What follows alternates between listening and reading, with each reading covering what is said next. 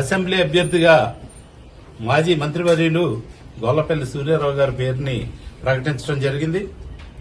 అదేవిధంగా అమలాపురం పార్లమెంట్ నియోజకవర్గానికి నా పేరు అంటే రాపాక వరప్రసాదరావు అని నా పేరు ప్రకటించడం జరిగింది. మరి గతంలో వేరువేరు పార్టీలో ఉన్నాం, ప్రతిపక్షంలో ఉన్నప్పుడు చాలా మాట్లాడుకుంటూ ఉంటాం. కానీ ఇప్పుడు ఒకే వేదికపైకి వచ్చాం.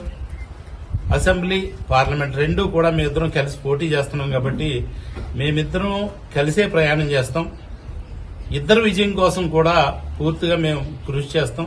ఎందుకంటే జగన్మోహన్ రెడ్డి గారు మాకు ఆదేశాలు ఇవ్వడం జరిగింది, మీరిద్దరూ కలిసి ప్రయాణం చేయండి, అసెంబ్లీని గెలిపించండి, పార్లమెంటుని గెలిపించండి అని చెప్పి క్లియర్ గా ఆయన చెప్పడం జరిగింది.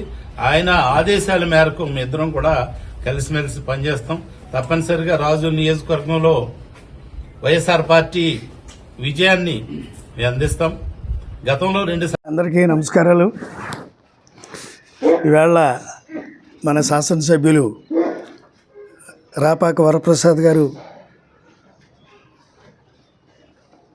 నన్ను ఆశీర్వదించడానికి, నా విజయానికి కూడా కృషి చేస్తానన్నటువంటి ఒక మంచి మాట వారు పలకడం, వారు చెప్పడం, వారు హామీ ఇవ్వడం అనేది నేను వారికి ఏ రకంగా కృతజ్ఞతలు చెప్పాలో నాకు అర్థం కావట్లేదు. అంత హృదయపూర్వకమైనటువంటి నా ధన్యవాదాలు వారికి తెలియజేయడం ఈ సందర్భంగా మనవి చేస్తున్నాను. తప్పకుండా నేను కూడా